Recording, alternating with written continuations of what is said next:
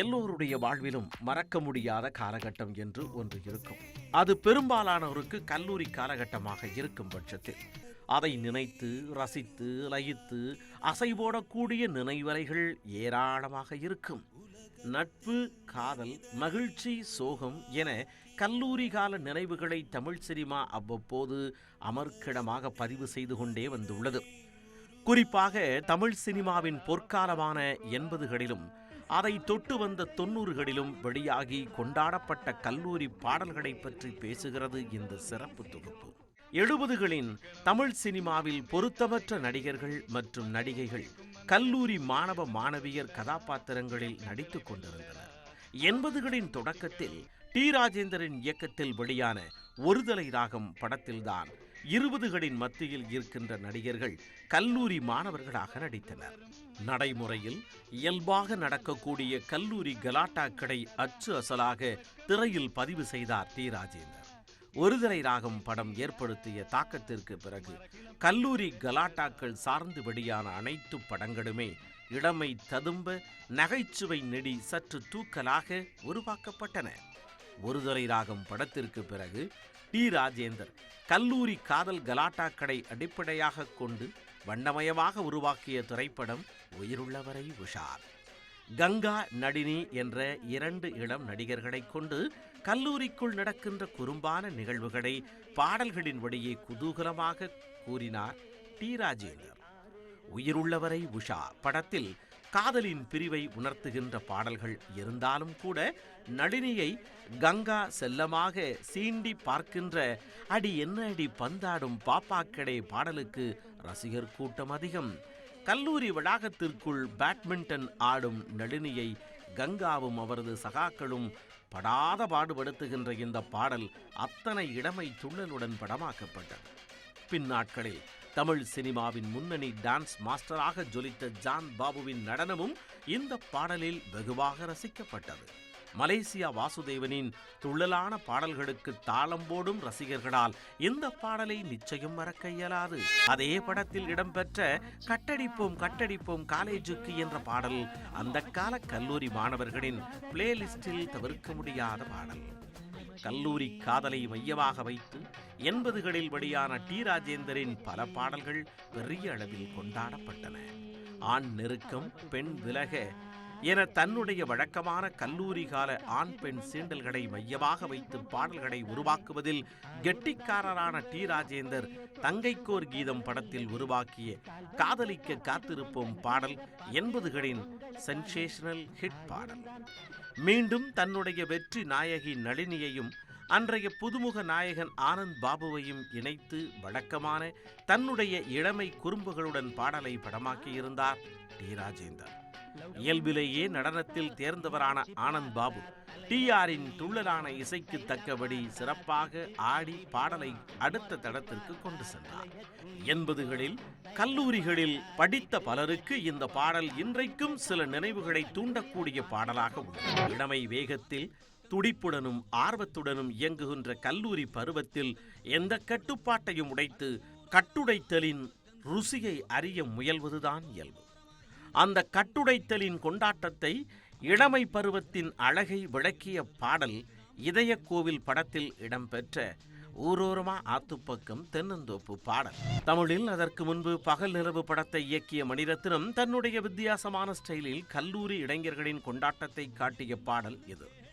வகுப்பில் ஆசிரியர் மும்மரமாக பாடம் எடுத்துக் கொண்டிருக்க ஒவ்வொரு மாணவராக மேஜையில் சத்தம் எழுப்பி அந்த சூழலை உடைப்பார்கள்.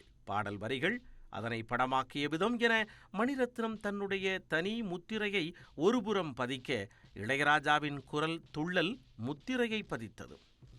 உயிருள்ளவரை உஷா படத்தின் தொடக்கத்திலேயே ஒரு துள்ளலான மனநிலையை ரசிகர்கள் மத்தியில் உண்டாக்கிய மற்றொரு பாடல் கட்டடிப்போம் கட்டடிப்போம் காலேஜுக்கு பாடல்.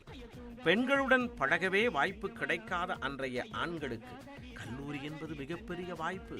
அங்கே கேலி, கிண்டல், காதல், கோபம் என எல்லாமும் உண்டு.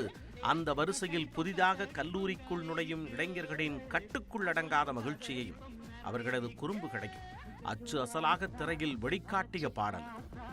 பாடும் நிலா என டி ராஜேந்தரால் அன்போடு அழைக்கப்பட்ட எஸ்பி பாலசுப்ரமணியத்தின் குரலில் உருவான இந்த பாடல் அரும்பு மீசையோடு ஆவல் ததும்ப கல்லூரிக்குள் நுழைந்த 80களின் இளைஞர்களால் அவ்வளவு எளிதில் மறக்க இயலாத பாடல் இது.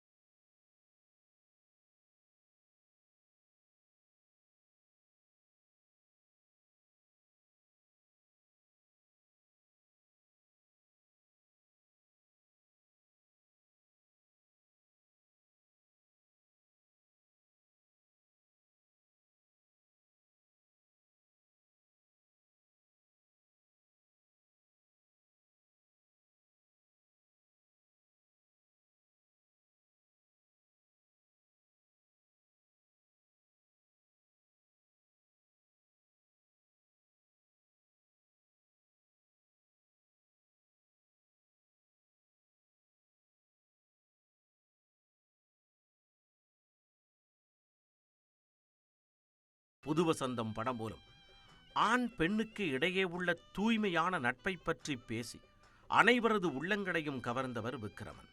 அவரது 4வது படமான நான் பேச நினைப்பதெல்லாம் படத்தில் இடம்பெற்ற ஏஃபார் அம்பிகா பாடல் அன்றைய இளைஞர்களால் தொடர்ந்து முணுமுணுக்கப்பட்ட பாடல்.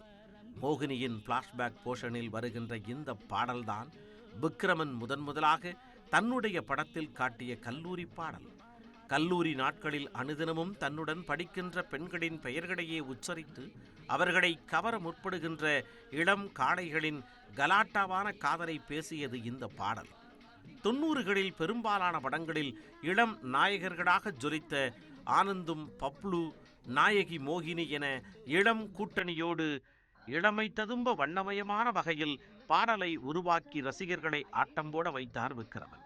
அன்றைய தேதியில் வளர்ந்து வரும் இளம் ஹீரோக்களில் முக்கியமானவராக கொண்டாடப்பட்டவர் பிரசாந்த். செம்பருத்தி படத்தின் வெற்றிக்கு பிறகு மீண்டும் பிரசாந்தும் ஆர்.கே. செல்வமணியும் இணைந்த கண்மணி திரைப்படத்தில் இடம்பெற்ற மடிசாறு புடபகட்டி பாடல் கல்லூரி ஆண் பெண் கலாட்டாக்களை மையப்படுத்தி உருவாக்கப்பட்ட பாடல். சற்று திமிர் பிடித்த பெண்ணான மோகினியை பிரசாந்தும் சுபஸ்ரீயும் கலாட்டா செய்வது போல உருவாக்கப்பட்ட இந்த பாடல் இளையராஜாவின் வழக்கமான கல்லூரி பாடல்களில் ரசிகர்களுக்கு பிடித்த பாடலாக இன்றைக்கும் கொண்டாடப்படுகிறது. கே.எஸ். ரவிக்குமாரின் படங்களில் கல்லூரி கால கலாட்டாக்களை விவரித்த திரைப்படங்களுள் ஒன்று புருஷ லட்சணம். கல்லூரி வாழ்க்கையை இஷ்டம் போல ஆடி பாடி அனுபவிக்க நினைப்பார் குஷ்பு. அதே வகுப்பில் அவருடன் சக மாணவியாக படிக்கும் அஞ்சு அதற்கு சற்றே நேர்மாறானவர். இருவருக்குள்ளும் இருக்கும் வெவ்வேறு கருத்துக்களை துள்ளலுடன் கூறிய பாடல் அண்ணா சாலை நமக்கு இனி வண்ணச்சோலை பாடல்.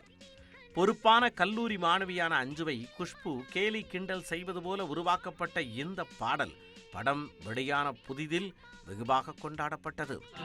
90களின் தொடக்கத்தில் தமிழ் சினிமா தன்னை எல்லா துறைகளிலும் புதுப்பித்துக் கொள்ள தொடங்கியது.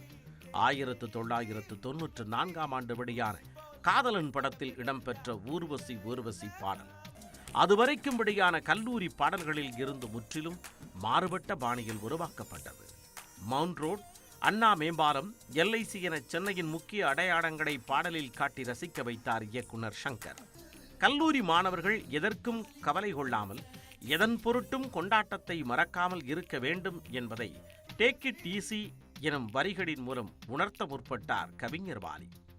பிரபுதேவாவின் சுழல் நடனம், வடிவேலுவின் அசத்தலான முகபாவனைகளுடன் உருவாக்கப்பட்ட இந்த பாடல் இன்றைக்கு கல்லூரிகளில் படிக்கும் இளைஞர்களாலும் சுலபமாக கனெக்ட் செய்து கொள்ளக்கூடிய பாடல். நட்பின் பெருமையும் காதலின் அருமையையும் அடுத்தடுத்த படங்களில் கூறிய விக்கிரமன் முழுக்க முழுக்க கல்லூரி இளைஞர்களின் எழுச்சியை பற்றி பேசிய திரைப்படம் புதிய மன்னர்கள். விக்ரம், மோகினி, ஸ்ரீமன், விவேக் என முழுக்க முழுக்க அன்றைய இளம் பட்டாளங்களுடன் உருவாக்கப்பட்ட புதிய மன்னர்கள் திரைப்படத்தில் கல்லூரி மாணவர்களுக்கு நம்பிக்கை தரும் வகையில் ஒரு பாடல் உருவானது. எதற்கும் பயமின்றி எதை கண்டு மஞ்சாமல் சாதிக்க துடிக்கும் வயது கல்லூரி கால வயது. அந்த வயதில் உள்ள இளைஞர்களின் மனதில் நேர்மறை எண்ணங்களை விதைப்பதற்காக உருவாக்கப்பட்ட பாடல் வானில் ஏணி போட்டு பாடல்.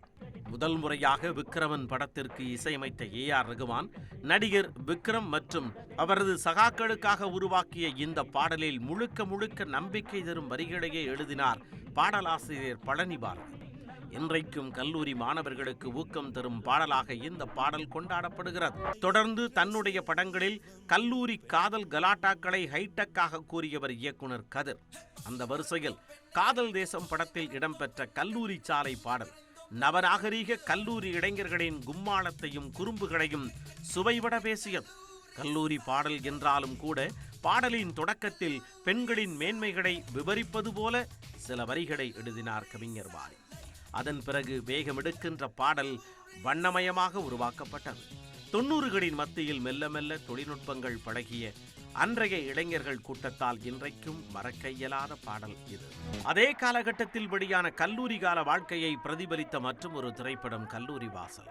இயக்குனர் பவித்ரன் அதுவரை இயக்கிய படங்களில் இருந்து முற்றிலும் மாறுபட்ட படமாக உருவாகிய கல்லூரி வாசல் திரைப்படத்தில் இடம்பெற்ற லயலோ காலேஜ் லைலா பாடல் அன்றைய இளைஞர்களை தாளம் போட வைத்தது.